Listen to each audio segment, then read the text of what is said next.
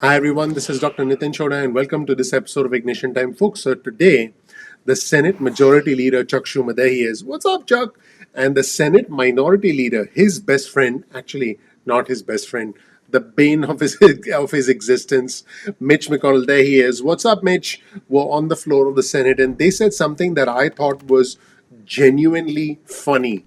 I think it's best if I show you these segments and I tell you what I found absolutely funny. First, let's start with a comment from Chuck Schumer. And Chuck Schumer said the bipartisan budget resolution will pave the way for President Biden's $1.9 trillion stimulus plan. Now, the White House press secretary Jen Psaki also spoke today on the podium at the White House briefing room. I'll be highlighting her comments. She also made the point that many of the past budget resolutions, in fact, she said 16 out of the 20 past budget resolutions were bipartisan. So you can see this interesting positioning from the Democrats that, oh, it's bipartisan. And then in the next segment, I'll show you what the Senate Minority Leader Mitch McConnell said. So make sure you watch the video all the way through to the end. But, he called it something else. He didn't call it bipartisan. I'll share his comments with you in just a second. But first, let's take a look at a segment with the Senate Majority Leader Chuck Schumer and what he said today on the floor of the Senate in this quick clip. Let's roll the tape. Last week, in the early hours of Friday morning, the Senate passed a budget resolution that will pave the way for President Biden's American Rescue Plan. As promised, the Senate held an open, bipartisan, and vigorous amendment process. Several bipartisan amendments passed with overwhelming majorities and were added to the resolution. The fact that the debate went all night and only concluded at around 5:30 in the morning is a testament to the vigor of the amendment process, which, again, I note, was bipartisan. The First Amendment, in fact, a very important one, by the Senator from Arizona, Ms. Sinema, and the Senator from Mississippi, Mr. Wicker, helped our restaurant industry, and it was bipartisan. Now, our Senate committees have instructions to begin crafting legislation to rescue our country from COVID-19, to speed vaccination distribution, provide a lifeline to small businesses, help schools reopen safely, save the jobs of teachers, firefighters, and other public employees, and support every American who is struggling to put food on the table and keep a roof over their heads. Work will give hundreds of millions of Americans the relief they need while getting our country back to normal as quickly as possible. Now, the reason I'm smiling is you heard what Chuck Schumer said. Now, let's listen to Mitch McConnell slam every aspect of what the Democrats are up to. He slams the $15 an hour minimum wage, says that it'll lead to unemployment. He slams the plan for reopening schools or the lack of plan for reopening schools. He slams pretty much everything the Democrats are doing, including the budget resolution process, which you heard Chuck Schumer call it bipartisan. And the reason I said that this was funny is Mitch McConnell calls it a phony. Yep, he uses the phrase phony partisan budget, not bipartisan, but he calls it phony partisan budget. And he says these are liberal dreams, not urgent needs. And he slams every single aspect of the Democratic recovery plan. So one leader, the Democratic leader, calls it a bipartisan budget reconciliation. And the minority leader, the Senate minority leader, Mitch McConnell, calls it a phony partisan budget. Yep. This is where we are with things on the floor of the Senate. Let's roll the tape and hear from Mitch McConnell. In 2020, a Republican Senate and a Republican administration led 5 historic pandemic range. That's the impulse behind Democrats' latest $1.9 trillion proposal. Their plan for more massive borrowing puts left-wing myths ahead of scientific evidence and the nation's urgent needs. While the Biden administration's own scientists say schools could reopen safely right now with smart and simple precautions, their proposal buys into the myth from big labor that schools should stay shut a whole lot longer. While Republicans want to save as many jobs as possible, Washington Democrats are backing Senator Sanders' demand to move to double the minimum wage. The Congressional Budget Office says this would kill 1.4 million American jobs. Nonpartisan experts say it would send more people to the unemployment line than it would lift out of poverty. But remember, this is all about liberal dreams, not urgent needs. Some Democrats even want to break Senate rules to jam this through. Last week, the Senate had a 14-hour voting marathon on amendments to the phony partisan budget that Democrats jammed through as a procedural first step.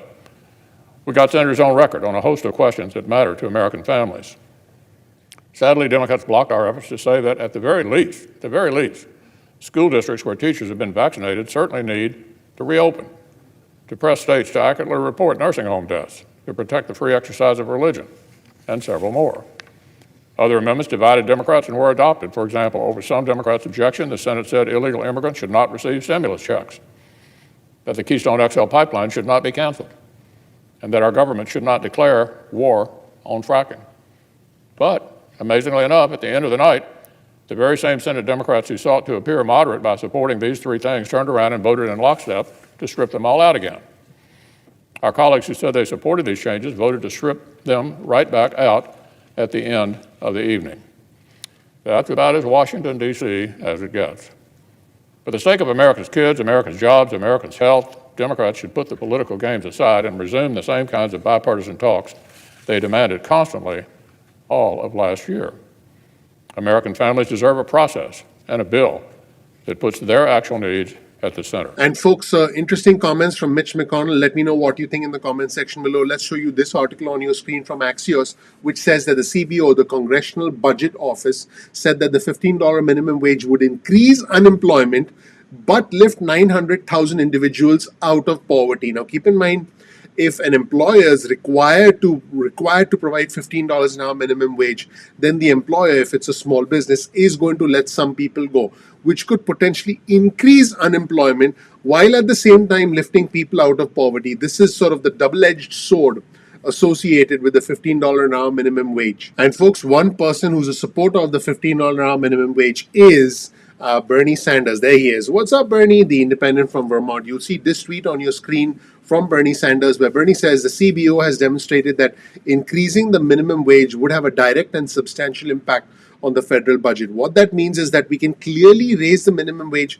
to $15 an hour under the rules of budget reconciliation. So this is, folks, this is a classical example of a politician taking what can be a negative and converting it into a positive. Bernie is saying, well, because of something they said, it's now allowed under the rules. Now, never mind what they said about unemployment, because he doesn't talk about that. He simply says, because of what they said, there is a rationale to include $15 an hour under the process of budget reconciliation. Now, one of the main reasons Bernie is pushing for this is, to be honest, it's almost now or never, because if it happens now, it happens. If it doesn't happen, it's going to be very unlikely for this to come up again, because there are going to be many other priorities for the Biden administration, including the Build Back Better agenda that they'll start to focus on towards the end of the year. Let's check out this letter on your screen that was mentioned in Bernie's tweet. Let's pull up the letter. The letter reads, Sanders' response to CBO report on $15 minimum wage. And folks, I'll provide you with a link to this tweet and the letter in the description section below. But let's scroll down to the last two paragraphs, important paragraphs in the letter.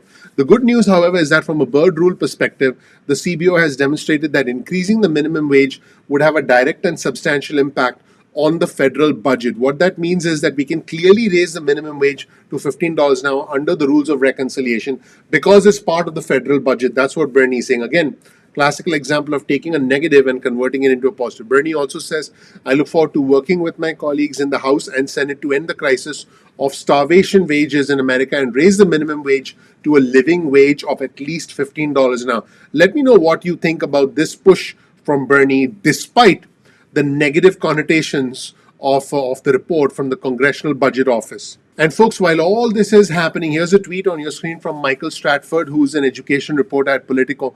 Michael points out that the House Democrats have released a stimulus plan specifically for education, which is going to include $130 billion for K-12 schools, $40 billion for colleges, and the House plan actually drops President Biden's request for $5 billion for governors and instead puts that money in higher education. In fact, let's show you this PDF file. It's a 99-page PDF file, which is essentially an amendment to the budget reconciliation process proposed by the Democrats as far as funding for education is concerned. It's a 99-page PDF, so if you're in the mood, print it all out, get a cup of coffee, and read the whole thing. I'm sure it's going to make for very interesting reading. But folks, seriously, what is happening right now and what we can expect over the next 2 weeks or so is many amendments as both sides try to get their wish list of items into this next bill that is going to emerge in the next 2 or 3 weeks. I do expect this bill to be signed into law no later than the first week of March, because the 14th of March is when the unemployment benefits come to an end and when people are going to need ongoing stimulus. Thank you so much for watching, everybody. Let me know what you thought of these somewhat comedic comments from Chuck Schumer and from Mitch McConnell, as well as all the other updates that I've reported today. If you learned something new, please click the like button, please subscribe, please enable notifications. I would really, really appreciate that. That helps out the YouTube algorithm. Also, please check out my Twitter feed. You'll see all the latest news stories I'm reading, I'm retweeting in real time. You'll be able to follow along with me. So definitely follow me on Twitter. Thank you so much for watching. Again, please click like, please subscribe, please enable notifications. It brings a smile to my face like this. And so that would make me very happy. Thanks so much. I'll see you in the next video.